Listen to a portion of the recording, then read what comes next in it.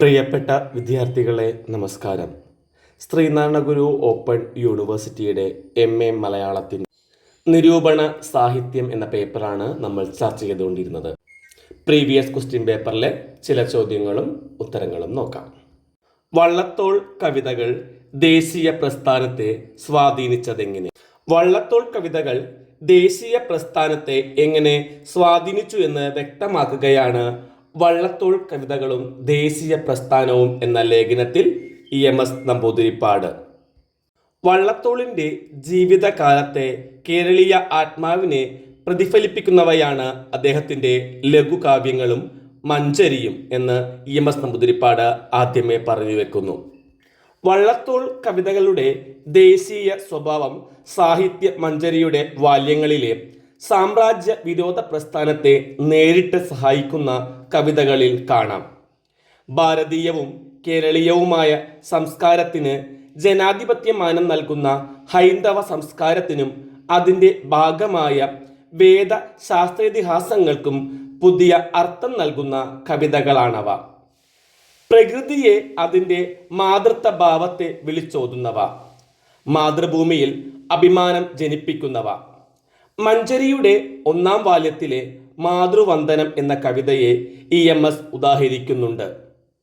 പശ്ചിമ രത്നാകരം പ്രീതിയാൽ ദാനം ചെയ്ത വിശേക മഹാരത്നമാണ് നമ്മുടെ രാജ്യമെന്നും മാതാവിൻ മഹാഗ്രഹം തുണ്ടുതുണ്ടാക്കി തീർത്തു വേർതിരിക്കുന്ന തടസ്സങ്ങളെ തട്ടി നീക്കാൻ നമ്മൾ മൂരി നിവർന്നു നേരെ വിടും നെടുവീർപ്പൊന്നു പോരുമെന്നോ ശുഭപ്രതീക്ഷാ പ്രകടനമാണ് ആ കവിത. മാതൃഭൂമി ഒഴിച്ച് പാരിൽ ദൈവമേതുള്ളുവേറെ എന്നതിലാണ് ആ ചിന്ത ചെന്നി നിൽക്കുന്നത്. ദേശീയ പ്രസ്ഥാനവും ഹൈന്ദവ സംസ്കാരവും തമ്മിൽ അഭേദ്യ ബന്ധമുണ്ടെന്ന് കാണിക്കുന്ന മറ്റൊരു കൃതിയാണ് പുരാണങ്ങൾ.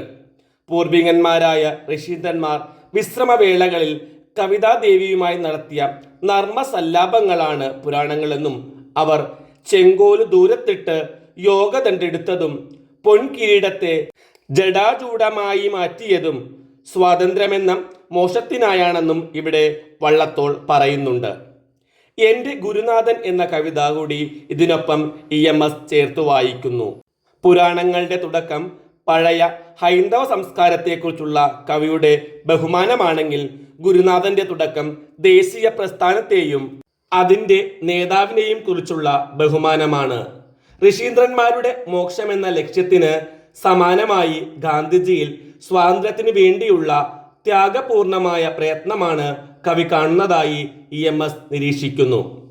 പുരാതനമായ ഭാരതീയ സംസ്കാരത്തോടുള്ള മമത, അഭിമാനം, അവയെ മുൻനിർത്തി ദേശീയ പ്രസ്ഥാനത്തോടും അതിൻ്റെ നേതാക്കന്മാരോടുമുള്ള സ്നേഹ ബഹുമാനങ്ങൾ, ഇവയാണ് വള്ളത്തോളിനെ ഇതര കവികളിൽ നിന്ന് വേർതിരിക്കുന്നത് എന്ന് കരുതി സമൂഹ ജീവിതത്തിലും സംസ്കാരത്തിലുമുള്ള ദുഷിച്ച വശങ്ങളെ കവി തുറന്നു കാട്ടാതിരിക്കുന്നുമില്ല.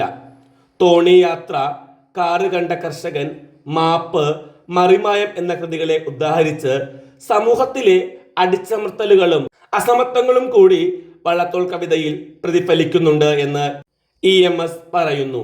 ദേവദാസി സമ്പ്രദായത്തോടുള്ള വിപ്രതിപത്തി ചമ്പാകുട്ടിയുടെ ആദർശാത്മകതയിലൂടെ അവതരിപ്പിച്ചുകൊണ്ട് സ്ത്രീ സമുദായ വിഷയങ്ങളിലും കവി ഇടപെട്ടതായി തെളിവ് നൽകുന്നു. ചുരുക്കത്തിൽ സാമൂഹ്യ, രാഷ്ട്രീയ, സാമ്പത്തിക, സമത്വ, സ്വാതന്ത്ര്യങ്ങളുടെ സന്ദേശം ഉൾക്കൊള്ളുന്ന സ്വതന്ത്ര വീക്ഷണം ഭാരതീയ ഹൈന്ദവ സംസ്കാരത്തിൻ്റെ നവമായ ഉപയോഗത്തിലൂടെ നൽകുകയാണ് വള്ളത്തോളിൻ്റെ ലഘുകാവ്യങ്ങളും സാഹിത്യ മഞ്ചരിയും എന്ന് പറഞ്ഞു വെക്കുന്നതിലൂടെ ഇതിന് മഹാകവിയെ സഹായിച്ച പ്രഥമ സംഗതി ദേശീയ പ്രസ്ഥാനത്തിൻ്റെ വളർച്ചയായിരുന്നുവെന്ന് നിരീക്ഷിക്കുകയാണ് EMS നമ്പൂതിരിപ്പാട്. 2-ാമത്തെ ചോദ്യം, മലയാളത്തിലെ മനഃശാസ്ത്ര നിരൂപണ ധാരയെ പരിചയപ്പെടുത്തുക. സാഹിത്യ കൃതികളുടെ അന്തർമണ്ഡലങ്ങളിൽ സംഭവിക്കുന്ന സൂക്ഷ്മ വ്യവഹാരങ്ങൾ തിരിച്ചറിയാനും അങ്ങനെ കൃതിയുടെയും എഴുത്തുകാരൻ്റെയും സൂക്ഷ്മ യാഥാർത്ഥ്യങ്ങൾ എടുത്തു കാണിക്കാനുമാണ് മനഃശാസ്ത്ര നിരൂപണം ശ്രമിച്ച സാഹിത്യ വിശകലന പദ്ധതി എന്ന നിലയിൽ വ്യാപകമായി ഉപയോഗിക്കപ്പെട്ടത് ഫ്രോയിഡിൻ്റെയും യുങ്ങിൻ്റെയും മനഃശാസ്ത്ര ചിന്തകളാണ്.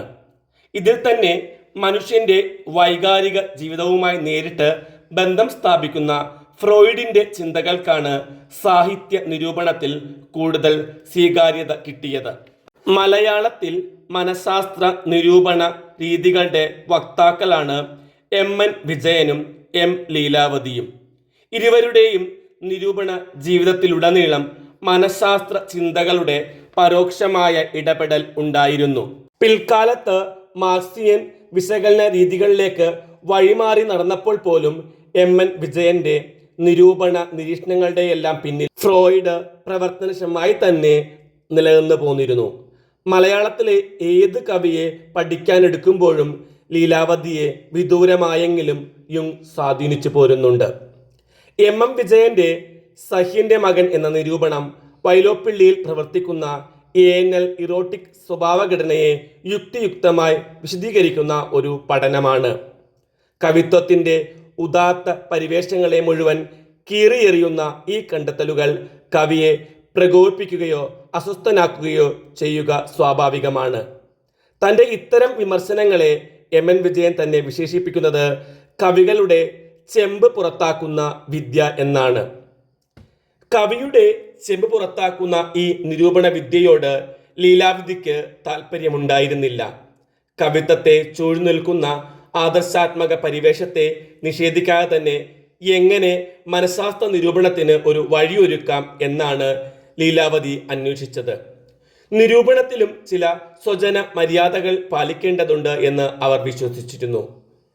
അതുകൊണ്ട് നിരൂപണം കഴിയുന്നതും എഴുത്തുകാരോട് അനുഭാവം പുലർത്തുന്നതായിരിക്കണമെന്ന് അവർ കരുതി. ഈ അനുഭാവം ചിലപ്പോഴൊക്കെ ആരാധനയായും വികസിക്കുന്നുണ്ട്. അതുകൊണ്ട് തന്നെ കവിയെ വിലയിരുത്താൻ ഫ്രോയിഡിന്റെ വഴിയല്ല യുങ്ങിന്റെ വഴിയാണ് ലീലാവതി സ്വീകരിച്ചത്. അങ്ങനെ എം.എൻ. വിജയന്റെ മനഃശാസ്ത്ര നിരൂപണത്തിന്റെ ഒരു അപര മാർഗമായാണ് ലീലാവതിയുടെ നിരൂപണം മലയാളത്തിൽ സ്ഥാനം നേടിയത്.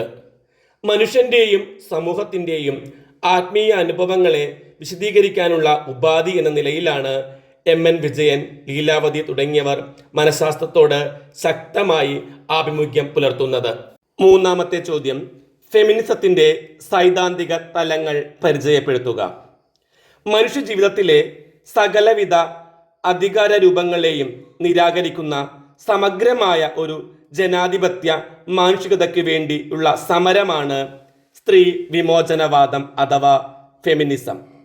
പുരുഷകേന്ദ്രീകൃതമായ സാഹിത്യ വ്യവഹാരങ്ങളെ പുതിയൊരു വീക്ഷണത്തോടെ നോക്കിക്കാണാനാണ് ഉത്തരാധുനിക ഘട്ടത്തിൽ ഫെമിനിസ്റ്റ് സാഹിത്യ വിമർശനം ശ്രമിക്കുന്നത്. 60കളുടെ അവസാന ദശകളിലും 70കളുടെ ആദ്യവും സ്ത്രീ വിമോചന പ്രസ്ഥാനങ്ങൾ വഴി ഫെമിനിസം എന്ന ആശയം വ്യാപകമായി ചർച്ച ചെയ്യപ്പെട്ടു. ഈ വെളിച്ചത്തിലാണ് പുതിയൊരു വിമർശന പദ്ധതി എന്ന നിലയിൽ ഫെമിനിസ്റ്റ് സാഹിത്യ വിമർശനം ഉരുത്തിരിയുന്നത്. ഈ ഘട്ടത്തിൽ ഒന്നാം ലോക രാജ്യങ്ങളാണ് ഫെമിനിസ്റ്റ് സാഹിത്യ ദർശനത്തിന് സംഭാവനകൾ നൽകിയത്. പുരുഷന്റെ ആശ്രിതരും അവന്റെ ഭോഗതൃഷ്ണയെ തൃപ്തിപ്പെടുത്തുന്നവരും എന്ന നിലക്ക് മാത്രം സാഹിത്യത്തിൽ ചിത്രീകരിക്കപ്പെട്ട സ്ത്രീയുടെ വാർപ്പ് മാതൃകകളെ നിരാകരിക്കുന്നതാണ് ഫെമിനിസ്റ്റ് സാഹിത്യ ദർശനം.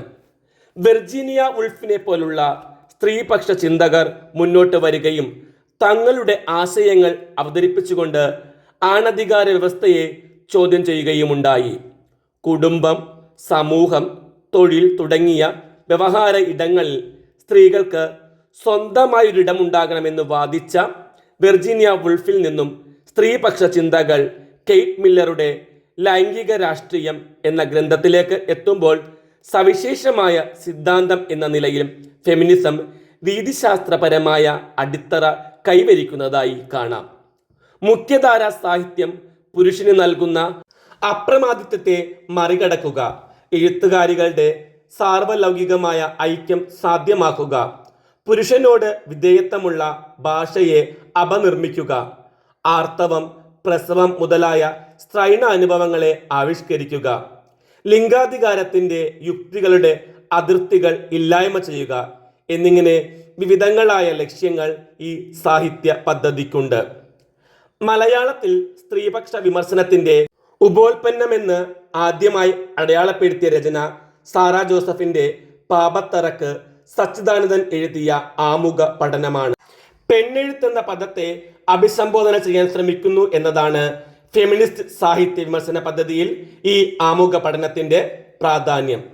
ഗൈനോ ക്രിറ്റിസിസം, സ്ത്രൈണ വിമർശനം, എക്കോ ഫെമിനിസം എന്നീ വിമർശന പദ്ധതികൾ ഫെമിനിസ്റ്റ് വിമർശന പദ്ധതിയുടെ വികാസത്തെ സൂചിപ്പിക്കുന്നു.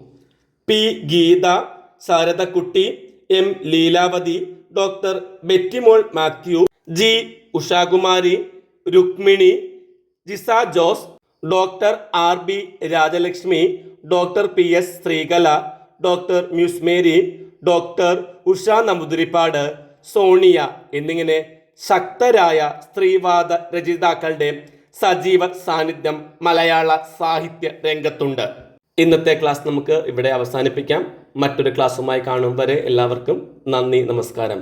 ക്ലാസ് ഇഷ്ടമായ ലൈക്കും ഷെയറും കമൻറ്റും എല്ലാം ചെയ്യുമല്ലോ.